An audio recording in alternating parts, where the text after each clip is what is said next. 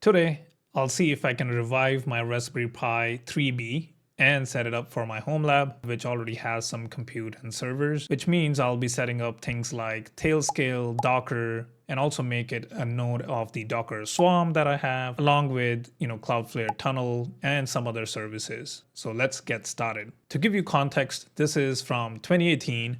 It's a Raspberry Pi 3B, and I used it during some projects that I built during my tech support times. So specifically building a dashboard for our cloud infrastructure across the offices that ran off Raspberry Pis around the office connected to different screens and monitors.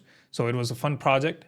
But to be honest, I haven't used this in more than 3 years, and I want to see if it still works. So for today, we'll set this up as a Homelab server along with some other hardware that I already have. And if you want to follow along for this kind of setup, you'll need a SD card along with an SD card reader to write our Raspberry Pi OS image. So I'll be using the Raspberry Pi OS, the official image. So to get started, you'll need the Raspberry Pi imager. Again, I'm doing this after a while. Earlier, I used something called Balena Etcher, but it's nice to have this imager directly from the Raspberry Pi website. So you can download this depending on your OS. I already have it, so I'm just gonna launch that. Now you can see you'll have to select your model. Mine is a Pi 3B, so I'll select the Raspberry Pi 3, click next. Now you'll be able to select the OS that you want.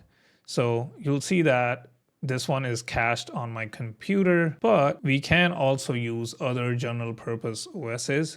So for this setup, let's go with the Raspberry Pi OS 64-bit, which is also the recommended. If you want a smaller image, you can use the non-desktop version. For purposes of this video, I'll go with the desktop one. And even though I will not be using it with the monitor, most of the times I'm just gonna SSH into it. Let's go with the desktop one. And then you can see it has a really good check mark here that says exclude system drives. This is just in case you might erase your PC or computer where you're writing this image. You might format those drives.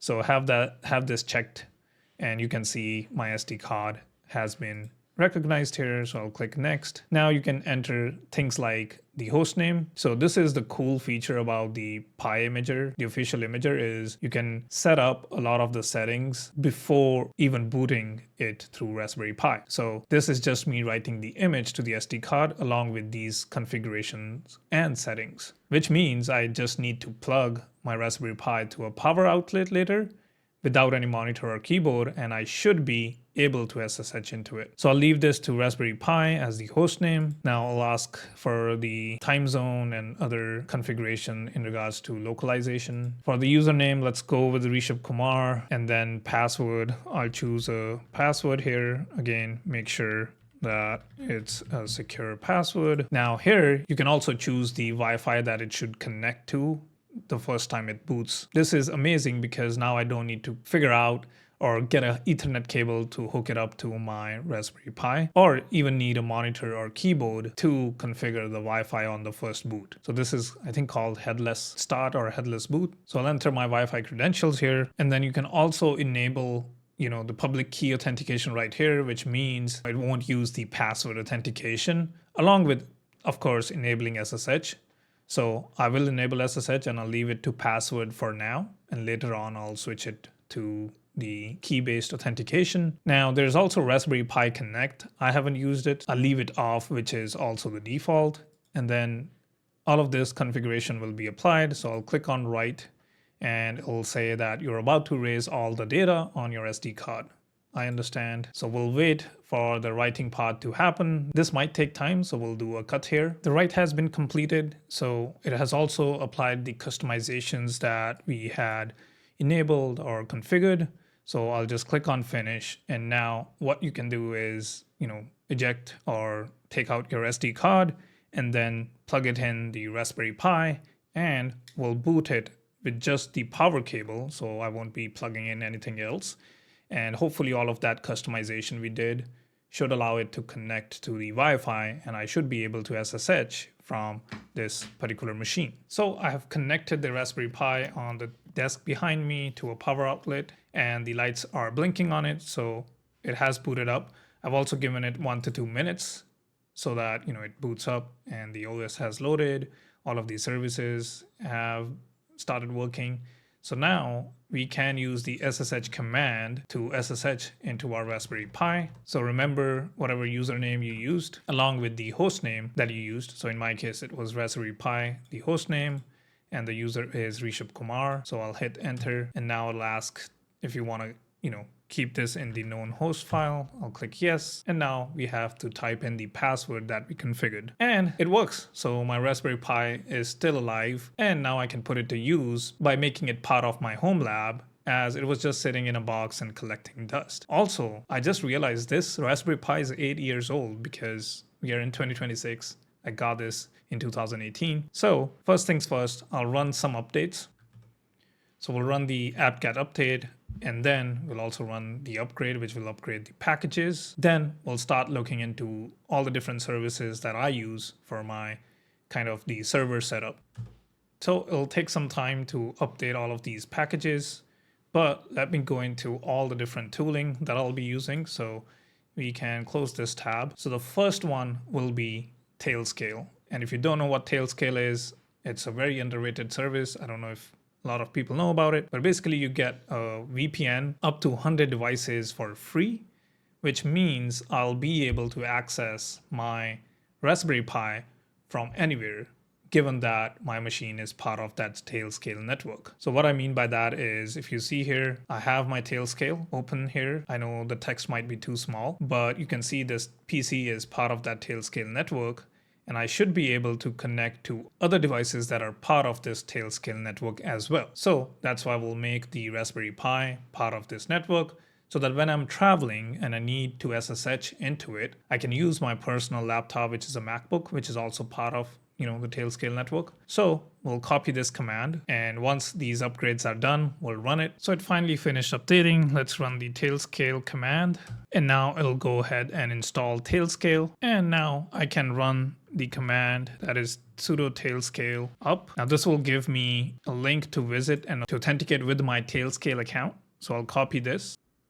So now you can see I have authenticated with my Tailscale account, and click on connect. You can see that it says the login is successful and my device Raspberry Pi is logged in to the Rishabh Kumar Tailnet. So what this means is, if I go to my Tailscale account here, and under my machines, if I search Raspberry, there we go. And you can see that it's connected and is running the latest version along with the IP address. Now on my Tailscale connected devices, I can use this specific IP to connect to my Raspberry Pi and SSH into it. Doesn't matter where I am in the world. I don't have to be on the same physical network. Awesome. Another tool that I really like for resource management, or looking at how are the resources being consumed on my server or Raspberry Pi or machine, is Btop. So you might have heard of Btop, but I'll show you why I like Btop. So once it's installed, you can just type Btop, and you can see visually it's a little better than running Btop, and I'll show you that as well. So this is Btop, which is available by default. It looks good, but I think Btop is way more cleaner, just my personal preference. And you get way more data, as you can see on the left-hand side. You also have your internet stuff, and along with disks and the usage on those disks. And it is also interactive, so you can interact with all these different services here. And you can also customize by going into the options. So I'll quit this. The other one is Lazy Docker. I have a dedicated video on that. You can check it out. It will be in the description, along with everything that I installed. The links will be in the description. So we'll clear the screen and keep going with installing Docker. So if you go to the Docker docs and search for Debian, you will be able to find this command to install it. So we ran into an error, as you can see. So let's go into the docs, and as you can see, we need to add the official GPG key. So I'll copy this entire command and paste that in. What this is doing is adding the Docker's official GPG key and also the repository to the apt sources, which is why it was not able to find the Docker CE. So once that completes, then we can run the sudo apt install docker commands. So let's paste that in and hit enter. Now you can see that it'll take 342. Now you can see it needs 342 MBs of space. We have 22 GB available. So I'll hit yes. This is also another thing that you need to keep in mind is your SD card.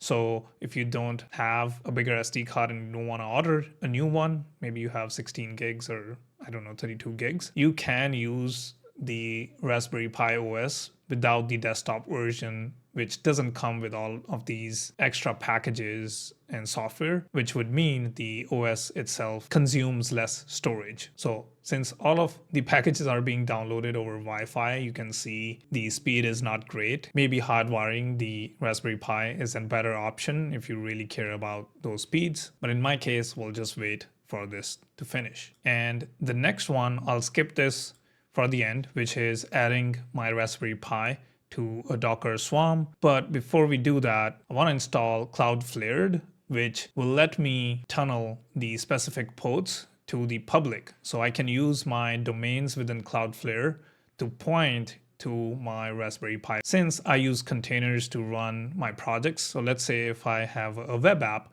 that's running through Docker container on my Raspberry Pi over port 3000, I can expose and map that port 3000 using Cloudflared to a domain in Cloudflare. So, which in my case is rishabh.cloud or rishabhkumar.com. So I found this really amazing gist on GitHub from Obra Saad or whoever this user is. So thank you. But this is specific to the ARM version of Cloudflared, since Raspberry Pi OS runs on the ARM architecture for its CPU. So we'll copy all of these commands and paste in our terminal, which will install Cloudflared. And then you can authenticate to your Cloudflare account using the login command. And after we are authenticated, we can create a new tunnel. So I won't be running the tunnel as of today. So now you can see that Cloudflared was successfully installed and is running on Raspberry Pi. Now this is also where Docker Swarm comes in. So what I have is in my Homelab, I have a very old Dell Latitude laptop, which is running exact same services as I have been setting up today with Raspberry Pi. And it is also part of the Tailscale Tailnet along with a cloud resource. So I needed the ability to scale, if needed, to scale services to different nodes. And that is why I'm using a VM in GCP. Now this GCP VM is also part of the Tailscale. It is also part of the Docker Swarm that I have set up. And what I want is to make Raspberry Pi an additional node to this already existing Docker Swarm. I know this video is already long, so I'll save it for another video. Let me know in the comments if you would like to see my entire Homelab setup, since we have now a new node in my compute / servers. So it'll be my GCP compute VM, my Dell Latitude laptop that's running Ubuntu Server, and then now Raspberry Pi. And if I go here and search general server, so this is the one within my GCP account. And I had to configure the VPC and subnets in order to install Tailscale and make sure it is able to talk to my tailnet. So let me know and I'll create a dedicated video on the entire Homelab setup, along with maybe having a web app or a sample project running on all of these different nodes. So let me know in the comments, and I hope you liked the video, and I'll see you in the next one. Happy building.